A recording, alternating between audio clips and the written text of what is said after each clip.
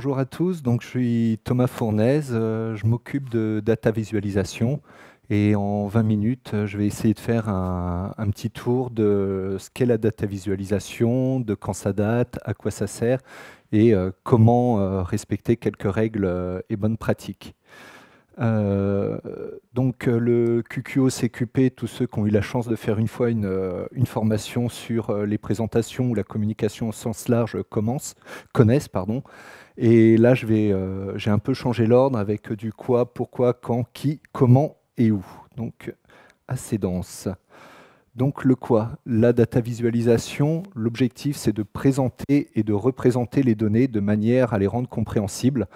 Parce que, comme on le verra sur le pourquoi, un tableau ou une liste de données, c'est super, mais quand on a 1000, 2000, 3000 lignes, c'est juste incompréhensible. Et donc, le but de la data vis, c'est de rendre ça beaucoup plus simple et beaucoup plus compréhensible en un coup d'œil. Donc, pourquoi? Comme je l'ai dit, la donnée, c'est une partie du processus de décision, et ça, il ne faut pas le perdre de vue. Donc, on a de la donnée qu'on transforme en information, en connaissance et en décision. Et l'objectif de la data vise, c'est de simplifier la partie donnée pour la transformer en information. Parce que ceux qui font du big data le savent, trop de données, c'est juste inutilisable. Donc la data vise, pourquoi? C'est pour faciliter la mémorisation des informations, la faciliter l'analyse et la compréhension, et communiquer. Donc on a ces trois axes-là, et en général sur une data vise, suivant ce qu'on va vouloir faire, on ne va pas forcément utiliser la même manière de représenter. On va prendre une carte météo, par exemple, entre ce qu'on voit le soir à la météo avec une dizaine de points et ce qu'utilise un météorologue, il y a un gros delta. Donc là-dessus, entre l'analyse ou la communication grand public, on ne va pas du tout utiliser la même manière de représenter les données. Là, c'est un petit exemple avec un tableau et le graphe. Tout de suite, le graphe, on est capable de comprendre ce qui se passe, qu'il y a une tendance à la hausse en même pas une seconde, alors que le temps de balayer le tableau, il faut facilement 3-4 secondes, plus se dire, tiens, les chiffres, ils sont bien dans le bon ordre, etc. Donc également, un autre exemple, c'est le quartet d'Anscombe, où on a 4 jeux de données qui présentent exactement les mêmes propriétés. Donc si on se regarde, on se dit ils ont les mêmes propriétés qui sont quand même assez fortes avec les moyennes, les variances, la corrélation, la régression linéaire qui sont identiques. Et on aurait tendance à se dire ces 4 jeux de données, en réalité, c'est un seul et même jeu de données qu'on a coupé en 4, alors qu'en réalité, pas du tout. On voit bien qu'on a 4 jeux de données qui sont indépendants et qui ont des représentations graphiques complètement différentes. Si on ne fait pas de représentation graphique et qu'on se limite aux chiffres, on va faire une erreur. Donc le but de la data vis, c'est également de faciliter un premier niveau d'analyse ou de repérer s'il y a des singularités ou des points qui peuvent paraître en dehors des courbes. Là, ici, sur les deux graphes du bas, avec les 2 points qui sont un petit peu esselés. Le quand, les premières représentations d'informations sous forme graphique, c'est les cartes. Donc là, on en voit qui sont gravées sur des pierres ou sur les cycles lunaires ou d'autres choses. Ensuite, les premiers liens entre variables, c'est 1370 avec Oresme. Donc le temps et la vitesse, donc c'est les premières traces de bar chart, entre guillemets, qu'on retrouve. Ensuite, ça a été généralisé avec William Playfair, qui est un des vraiment premiers à l'utiliser énormément, où là, on commence à retrouver dans un traité d'analyse commerciale les premiers graphiques qu'on connaît avec du pie chart, du bar chart, des courbes, des flux, etc. Donc là, c'était plus de l'analyse a posteriori pour voir les échanges commerciaux de l'Angleterre avec les autres pays, Amérique, France ou autres États. Derrière, sur plus de l'analyse et de la corrélation, il y a John Snow qui a mis sur une carte les points où il y avait du choléra et les puits. Et donc pour se rendre compte que les épidémies de choléra avaient tendance à se focaliser, commençaient souvent autour des mêmes points d'eau, et que donc ça venait certainement de ces puits. Également une infirmière en 1850 qui a montré que dans l'armée, les gens mouraient finalement assez peu sur le champ de bataille comparé au traitement des blessures par la suite. Donc là, elle a fait un graphe un pie chart saisonnalisé avec chaque tranche qui représente un mois. Et donc, on a en même temps les impressions de volume, sachant que le bleu, c'est les morts par suite d'infection dues aux blessures. Par rapport de mémoire, le rouge, ceux qui sont morts sur le champ de bataille. Donc, on se dit que soigner les soldats, ça peut être plutôt intéressant pour les garder en vie. Dernier point, une carte assez connue d'un Français, Minard, où là, pareil, c'est la campagne de Russie de Napoléon, avec les troupes à l'aller et au retour. De mémoire, 500 000 et 17 000. Quand on le voit, quand on connaît les chiffres, on se dit ouais, c'est bien, mais quand on le voit sous forme comme ça, on se dit que déjà arrivé à Moscou, il restait plus grand monde. Voilà. Également, Minard, donc il est surtout connu pour cette carte, mais en réalité, il a fait énormément d'autres graphiques, dont par exemple, il s'est servi ici de la DataVis pour choisir l'emplacement de l'hôtel des Postes à Paris en 1870 de mémoire. Voilà, et donc maintenant on est de plus en plus, donc là jusque la fin du 19e siècle c'était énormément d'utilisation mais sans théorie, et là de plus en plus depuis le milieu du 20e siècle il y a de plus en plus de théorisation sur la DataVis.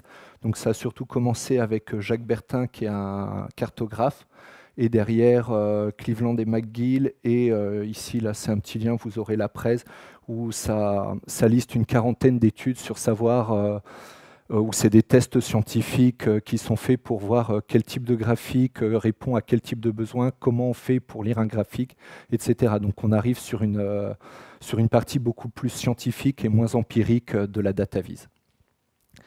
Donc maintenant, comment faire des DataVis? Donc le but de la DataVis, c'est de raconter une histoire avec les données. Donc on peut faire quelque chose de statique. Ici, c'est l'espérance de vie avec le revenu, où on peut essayer de faire des choses dynamiques. Donc là, c'est le Gapminder, c'est un site sur lequel on peut manipuler toutes ces données, et tout de suite, l'utilisateur peut raconter sa propre histoire. Donc, suivant le public auquel vous allez vous adresser, il faut savoir ce que vous voulez faire et quel degré de liberté vous voulez laisser à l'utilisateur. Donc là, ça fait un peu lien avec le titre QQO-CQP. Quand on fait une DataVis, il ne faut pas perdre de vue ça. Donc on a le lecteur, donc le qui, à qui je m'adresse. Donc comme je disais tout à l'heure, sur les cartes météo, on ne va pas du tout avoir la même approche suivant le qui. La structure, c'est le comment. Les données, c'est le quoi. Et l'objectif, c'est le pourquoi. Si à un moment, vous faites des DataVis, des graphiques, et qu'il n'y a pas ces 4 questions de poser et de répondu, donc souvent, pour ceux qui sont en entreprise, qui font du reporting, où on fait du PowerPoint de 50 pages avec le nombre d'utilisateurs sur le site et tout ça, super, on a des données, on a un lecteur, on a une structure, mais c'est quoi l'objectif? Parce que si c'est juste de représenter le nombre de personnes qui viennent sur le site, il n'y a pas derrière de call to action, quoi. C'est super, on fait un constat, on fait un état des lieux, mais il n'y a rien. C'est un peu la différence entre quel est mon chiffre de vente et quels sont les 3 produits qui se sont vendus le mieux. Et comme ça, à partir de cette analyse sur ces 3 produits, je vais pouvoir répliquer peut-être cette stratégie sur tous les autres produits de ma gamme. Donc si on ne se pose pas ces questions, moi ce que je conseille, c'est vous faites des slides avec des jolis sapins de Noël qui clignotent. C'est à peu près le même effet, c'est coloré, il y a des courbes dans tous les sens. Et voilà. Et ça gagne beaucoup de temps. Sur la DataVis, sur cette phase, donc pour essayer de mener le projet, donc il y a la phase d'acquisition des données, de transformation, donc, où on va les remettre dans un format qui va bien. Le filtrage, c'est éliminer les points qui nous paraissent aberrants ou qu'on sait qu'on ne veut pas traiter. Explorer, c'est commencer à faire des moyennes, calculer la variance ou d'autres informations mathématiques dessus, s'il y en a besoin. La représentation, c'est vraiment une première étape de représentation brute de fonderie. Par exemple, dans R, c'est juste, on ne se prend pas la tête à faire du ggplot, à faire des trucs super jolis et tout, c'est bon, ça représente, ça fait le graphe, ça fait le boulot. Et ensuite, dans la 6e étape où on va affiner, c'est justement là où on va pouvoir améliorer le graphique et le message qu'on veut transmettre. Dernière étape, qui n'est pas toujours nécessaire, c'est rajouter de l'interaction si jamais vous voulez quelque chose de plus vivant ou si c'est nécessaire. Donc c'est toutes les petites pop-up ou éventuellement des sliders comme sur le Gapminder pour naviguer dans le temps et laisser la main à l'utilisateur. Donc, acquisition des données, juste pour insister sur les différents types de données qui existent. Donc, il y a des données nominales, du style oui-non, des données qualitatives, donc qui sont plus les chaussures, on va dire chaussures, t-shirts, pulls ou autres. Donc ça, c'est des données qui ne sont pas ordonnables naturellement. C'est l'utilisateur qui va choisir d'ordonner. Comme quand on fait les catégories socio-professionnelles, on a tendance à les retrouver dans le même ordre, mais cet ordre-là n'a aucune valeur par rapport à un autre. Donc par rapport aux données qui sont ordonnées ou catégorielles, là par exemple, si on fait des catégories d'âge, c'est quand même plus logique de faire moins de 20 ans, ensuite de 20 à 30, plus de 30 ans, que de faire plus de 30 ans, moins de 20 ans et de 20 à 30. Ça paraît beaucoup moins logique. Et dernière catégorie, c'est les données quantitatives avec des données discrètes et continues. Et là aussi, par exemple, une donnée qu'on considère comme continue, c'est le temps. Ça paraît quelque chose de continu, alors qu'en réalité, quand on fait des graphiques, ça peut être quelque chose de discret. Par exemple, le chiffre d'affaires mensuel, on va prendre un point tous les mois, et le chiffre d'affaires du mois de janvier n'est pas corrélé au chiffre d'affaires du mois suivant. Donc si on fait une courbe, on va avoir une représentation continue, alors qu'une représentation en barre serait plus logique vu qu'on est sur quelque chose de discret. Donc ça, c'est tout ce type de questions à se poser. Pour ceux que ça intéresse, il y a Jacques Bertin donc, qui a fait énormément de tableaux de décision et qui a beaucoup théorisé là-dessus en fonction de tous ces types de données. Là, je passe rapidement, voilà, et un petit lien en plus. Les types de représentation, donc je saute à la phase 5. Donc on a des données temporelles pour la proportion, les relations, les différences ou spatiales. Et pour aider à choisir, il y a des sur Internet, donc là il y a cette infographie qui est bien faite qui aide justement à choisir les différents types de graphiques en fonction de ce qu'on veut représenter. Personnellement, moi je l'ai imprimé au bureau parce que comme ça évite tout de suite, hop, on sait où aller. Et donc par exemple pour les données temporelles, on peut faire des lignes, des aires empilées, des graphes en barre, des nuages de points, etc. Donc là, voilà, c'est des petits exemples de représentation.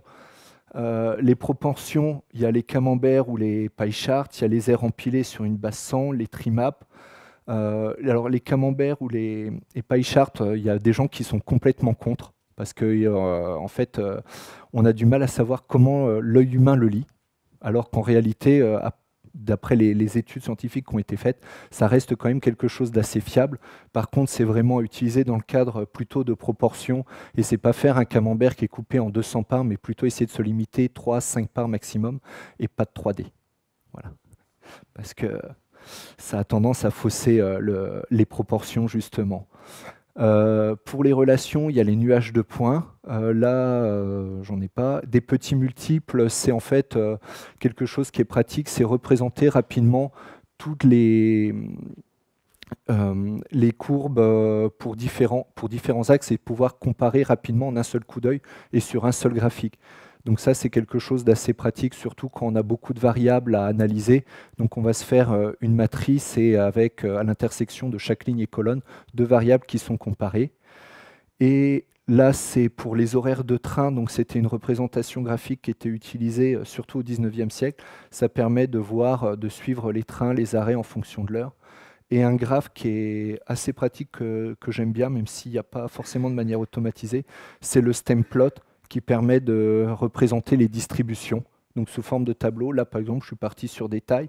Donc, on sait qu'on a 4 personnes qui font plus de 1m30 et on a 1m31, 1m38, 1m35, 1m34, etc. Donc, en un coup d'œil, on a à la fois le détail des valeurs et on a à la fois la distribution.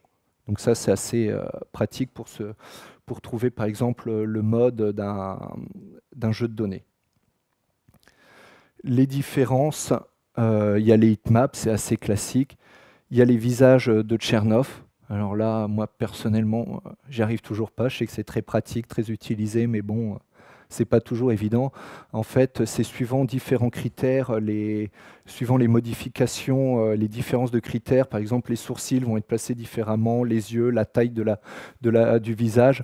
Et donc, en un coup d'œil, comme ça, on voit ce qui est semblable et ce qui est différent. Donc, on voit que ces deux-là sont très différents, que ceux-là sont assez semblables, mais on n'a pas de détails, mais ça permet de se donner des premières informations avant éventuellement de creuser. Et après, il y a les graphiques en étoiles ou les graphes style Nightingale que j'ai montré tout à l'heure. Voilà. Sur les cartes, il y a les cartes choroplètes, où on est basé sur une unité géographique. Les mesh maps, en fait, c'est des cartes où on va se fixer on va fixer la taille de la zone géographique, donc par exemple 1 km², et on va découper sa carte de France sur des carrés de 1 km.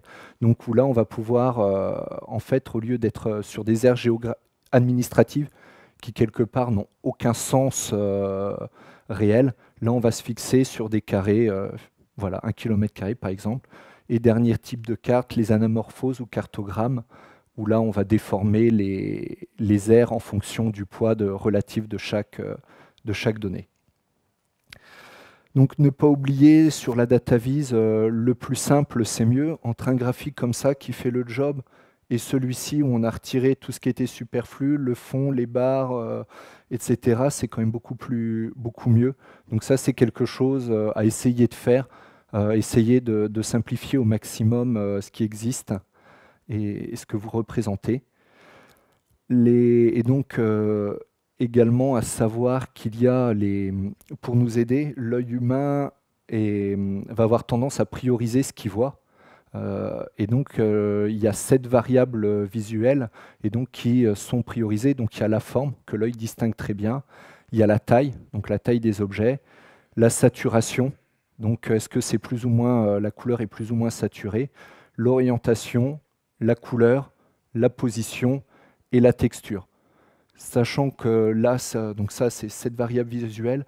Suivant le type de représentation de données que vous avez à représenter, elles s'appliquent plus ou moins. Par exemple, la forme, immédiatement, c'est les catégories. Si vous voulez représenter 1, 2, 3, 4, 5, 6 avec des formes, ça va juste être une galère. Donc là, pareil, il y a énormément de littérature sur quand utiliser quel type de représentation, et toujours Jacques Bertin. Une partie qui peut plus vous intéresser, là, il y aura les liens sur la presse, c'est l'acquisition des données, donc avec du scrapping ou des crawlers, donc pour récupérer les données directement sur Internet. Donc j'ai mis le nom de quelques outils.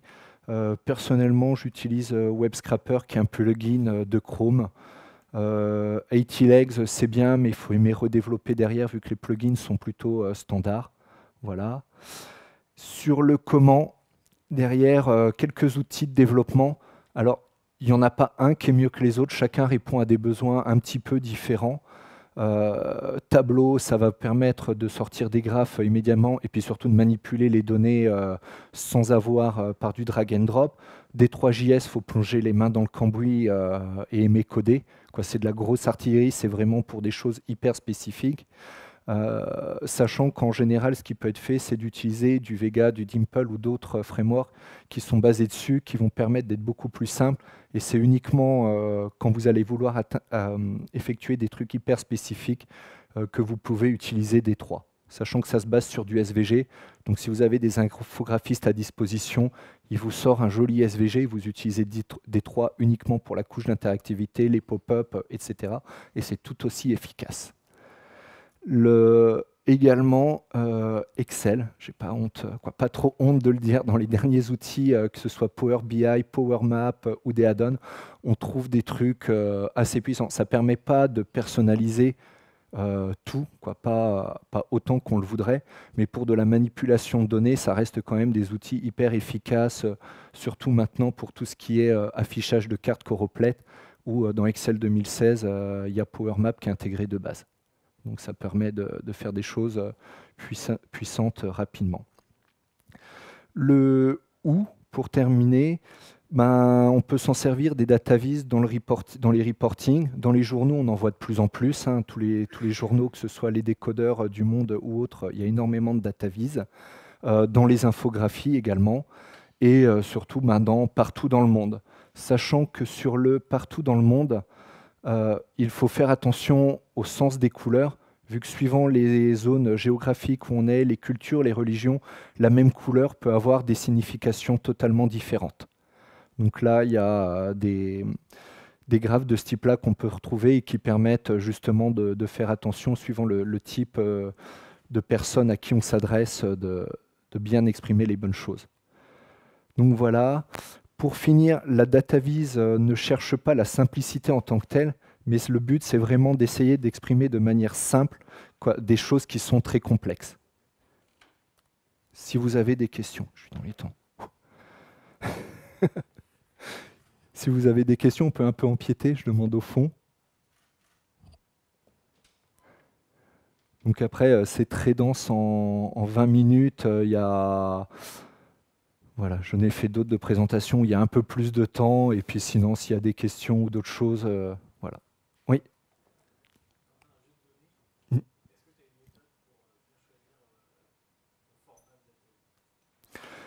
À partir du jeu de données, le format, en général, c'est je regarde le type de données, justement, est-ce qu'elles sont quantitatives, qualitatives, ordonnées, ordonnables, etc. Qu'est-ce que je veux représenter? Et derrière, je me réfère aux petits trucs qu'on a vus en fonction de ça. Je suis en train de regarder justement dans le sémiologie graphique de Jacques Bertin. Ça fait 400 pages et on ne le trouve plus en format papier. Mais il reprend ce type de graphe. Donc là, je m'étais dit cette fin d'année, mais ce sera peut-être plutôt en début d'année prochaine. Je vais essayer de me faire des petits guides comme ça que je publierai certainement.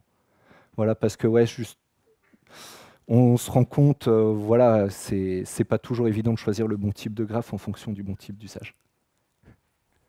Ouais.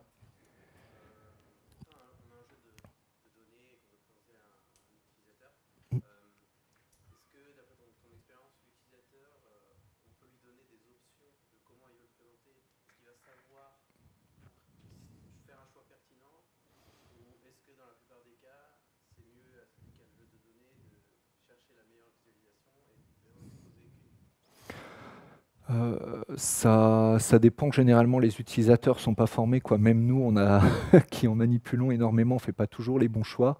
Après, ça dépend quel est le but derrière. Si c'est pour remonter à des CODIR, des COMEX ou des choses comme ça, il vaut mieux essayer de l'accompagner. L'exemple le plus fréquent, c'est sur le choix des couleurs. Généralement, Je perds le micro. Les graphistes, auront tendance à choisir des couleurs plutôt neutres ou pastel, et les utilisateurs, on aime bien les couleurs primaires ou des trucs qui flashent. Donc ne serait-ce qu'au moins là-dessus, essayer de faire des choses qui simplifient. Il y a souvent, alors j'ai en tête une image où Steve Jobs, lorsqu'il a présenté il y a quelques années les chiffres de vente de l'iPhone, avait fait un pie chart en 3D. Et en fait, ça permettait mécaniquement de donner l'impression que Apple avait 10 ou 20% de part de marché de plus qu'il n'en avait en réalité. Donc après, tu peux aussi travailler avec l'utilisateur suivant le message qu'il veut faire passer. Mais voilà, j'avais vu. Dernière question.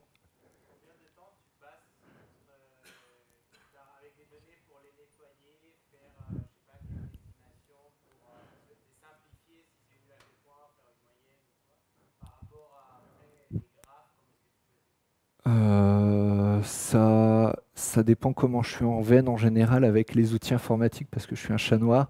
En général, c'est une demi-journée comme ça, pas pour arriver sur un truc finalisé, mais plus pour arriver sur un prototype.